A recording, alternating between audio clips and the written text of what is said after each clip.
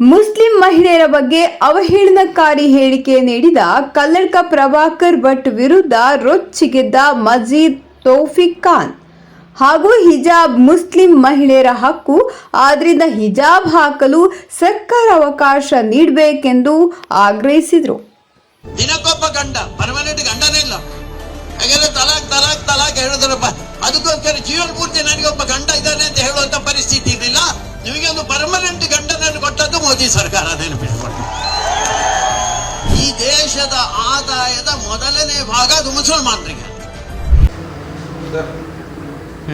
Sir ನಮಸ್ಕಾರ.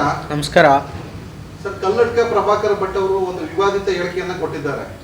ಈಗ Muslim ಮಹಿಳೆಯರಿಗೆ ಹಲವಾರು ಗಂಡಂದಿರು ಬೇಕು, ಮತ್ತೆ ಇವರಿಗೆ ಪರ್ಮನೆಂಟ್ ಗಂಡನ್ನ ಕೊಟ್ಟಿರೋದು ಮೋದಿ ಅಂತ ಒಂದು ಸ್ಟೇಟ್ಮೆಂಟ್ ಅನ್ನ ಕೊಟ್ಟಿದ್ದಾರೆ. ಇದ್ರ ಬಗ್ಗೆ ಏನ್ ಹೇಳ್ತೀರಾ ಸರ್, ನಿಮ್ಮ ಮೊದಲ ಪ್ರತಿಕ್ರಿಯೆ ಏನು ಅಂತ? ನೋಡಿ, ಕಲ್ಲಡ್ಕ ಪ್ರಭಾಕರ್ ಭಟ್, ನಿನ್ನ ವಯಸ್ಸೇನಿದೆ, ನೀನು ಮಾತಾಡ್ತಿರೋದೇನು? ಮುಸಲ್ಮಾನ್ ಮಹಿಳೆಯರಿಗೆ ದಿನನಿತ್ಯ ಒಂದು ಗಂಡ ಬೇಕಾಗಿತ್ತು, ಪರ್ಮಿನೆಂಟ್ ಗಂಡ ನಿಮಗೆ ಕೊಟ್ಟಿದ್ದು ಮೋದಿ ಸರ್ಕಾರ ಅಂತ ಹೇಳ್ತೀಯಲ್ಲ. ಮಿಸ್ಟರ್ ಕಲ್ಲಡ್ಕ ಪ್ರಭಾಕರ್ ಭಟ್, ನಿನ್ನ ಯೋಗ್ಯತೆ ಇದೆಯಾ ಮುಸಲ್ಮಾನರ ಬಗ್ಗೆ ಮಾತನಾಡೋದಕ್ಕೆ, ನಮ್ಮ ಅಕ್ಕ ತಂಗಿಯರ ಬಗ್ಗೆ ಮಾತನಾಡೋದಕ್ಕೆ? ಕೂಡಲೇ ಕ್ಷಮೆ ಕೇಳಬೇಕು. ನಾನಿವತ್ತು ಕರ್ನಾಟಕ ರಾಜ್ಯ ಸರ್ಕಾರಕ್ಕೆ ಒಂದು ಪ್ರಶ್ನೆಯನ್ನು ಮಾಡ್ತೀನಿ. ಇವತ್ತು ತನಕ ಯಾಕೆ ಅವ್ನಿಗೆ ಅರೆಸ್ಟ್ ಮಾಡಿಲ್ಲ? ಇದು ನಾನ್ ಬೆಲೆಬಲ್ ಅಫೆನ್ಸ್.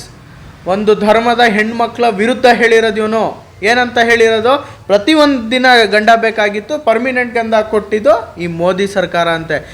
ಯಾರು ಈ ಮಾತನ್ನು ಆಡಿರ್ತಕ್ಕಂಥ ಈ ಪ್ರಭಾಕರ್ ಭಟ್ನ ಈಗ ತನಕ ಯಾಕೆ ಬಂಧಿಸಿಲ್ಲ ಸರ್ಕಾರ? ಸರ್ಕಾರದಲ್ಲಿ ನಿಮ್ಮ ಸಮುದಾಯದ ಸಚಿವರು ಕೂಡ ಇದ್ದಾರೆ, ಮತ್ತೆ ಎಲ್ಲ ಶಾಸಕರು ಕೂಡ ಇದ್ದಾರೆ.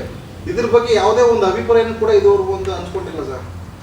ನೋಡಿ, ಅದೇ ಈಗ ನೀವು ಗೆದ್ದು ಹೊಂಟೋಗಿದ್ದೀರಾ. 5 ವರ್ಷ ನಿಮ್ಮದು ಅಂತ ತಿಳ್ಕೊಬೇಡಿ. 5 ವರ್ಷ ನಿಮ್ದಂತ ತಿಳ್ಕೊಬೇಡಿ. ಇನ್ನು 3-4 ತಿಂಗಳಲ್ಲಿ ಮತ್ತೆ ಚುನಾವಣೆ ಬರುತ್ತೆ.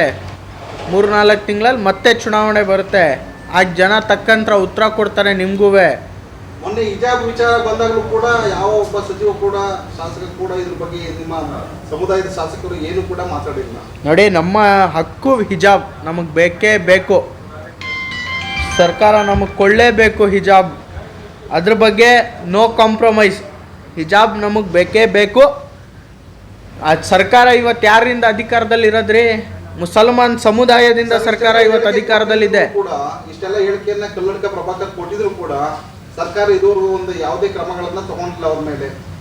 ಇದ್ರ ಬಗ್ಗೆ ನಿಮ್ಮ ಸಮುದಾಯದವರು ಏನಾರ ಮುಂದಿನ ನೀಡಲಿ ಒಂದು ಕಂಪ್ಲೇಂಟ್ ಏನಾರ ಮಾಡ್ತಾ ಇದ್ದಾರೆ ಏನಂತ? ನೋಡಿ, ಮುಸಲ್ಮಾನ್ ಮಹಿಳೆಯರು ಅಲ್ಲ, ಮಾತ್ರ ಮುಸಲ್ಮಾನ್ ಈಗ ಹೇಳಿರೋದು ನಮ್ಮ ಮಹಿಳೆಯರಿಗೆ, ಮುಸಲ್ಮಾನ್ ಸಮುದಾಯದ ಅಕ್ಕ ತಂಗಿಯರಿಗೆ. ಬಟ್ ಎಲ್ಲ ಸಮುದಾಯದವರು ಪ್ರೊಟೆಸ್ಟ್ ಮಾಡ್ತಿದ್ದಾರೆ. ಇನ್ನು ಯಾವ ರೀತಿ ಮಾತಾಡಿದಾನಂದರೆ, ಇವ್ರ ಮನೆ ಹೆಣ್ಮಕ್ಳು ಇವನು ಕಂಡ್ರೆ ಒಂದು ಅಸಹ್ಯವಾಗಿ ಕಾಣಬೇಕು, ಆ ರೀತಿ ಇವನು ಮಾತಾಡಿದ್ದಾನೆ. ಇವತ್ತು ಇವನ ವಿರುದ್ಧ ಯಾಕೆ ಆ್ಯಕ್ಷನ್ ತಗೋತಾ ಇಲ್ಲ? ಏನು ಹೆದರಿಕೆ ಇದೆ ಸರ್ಕಾರಕ್ಕೆ? ನೀವೇನಾದರೂ ಚುನಾವಣಾ ಗಿಮಿಕ್ ಮಾಡ್ತಾ ಇದ್ದೀರಾ? ಮಾಡ್ತಿದ್ರು ಅದು ತಪ್ಪು. ಎಲ್ಲೋ ಒಂದು ರೀತಿ ಪ್ರಚಾರದ ಹುಚ್ಚಲ್ಲಿ ಕಲ್ಲಡ್ಕ ಪ್ರಭಾಕರ್ ಭಟ್ರು ಹಿಂದೂ ಮತ್ತೆ ಮುಸಲ್ಮಾನ್ ಮಹಿಳೆಯರ ವಿರೋಧವನ್ನ ಕಟ್ಕೊಂಡ್ರ ಅಂತ ಒಂದು ರೀತಿಯಲ್ಲಿ. ಇಲ್ಲ, ವಯಸ್ಸಾಗ್ಬಿಟ್ಟೈತೆ, ತಲೆ ಕೆಟ್ಟೋಗಿರೋದು. 60 ವರ್ಷ ಆದಮೇಲೆ ಏನೇನೋ ಮಾತಾಡೋಕ್ಕೆ ಶುರು ಮಾಡ್ತಾರೆ. ಸ್ವಲ್ಪ ದಯವಿಟ್ಟು RSS ಮುಖ್ಯಸ್ಥರು ಯಾರ್ಯಾರಿದ್ದಾರೆ ಅವ್ರಿಗೆಲ್ಲ ನಾನು ಮನವಿ ಮಾಡ್ತೀನಿ, ನಿಮ್ಮ ಚಾನಲ್ಗಳ ಮುಖಾಂತರ ದಯವಿಟ್ಟು ಕಲ್ಲಡ್ಕ ಪ್ರಭಾಕರ್ ಭಟ್ಗೆ ಒಂದು ಸತಿ ಸ್ವಲ್ಪ ಮೆಂಟಲ್ ಟೆಸ್ಟನ್ನು ಮಾಡಿಸ್ಬೇಕು. ಏನೇನೋ ಮಾತಾಡ್ಕೊಂಡು ಹೋಯ್ತವನೇ ಅವನು.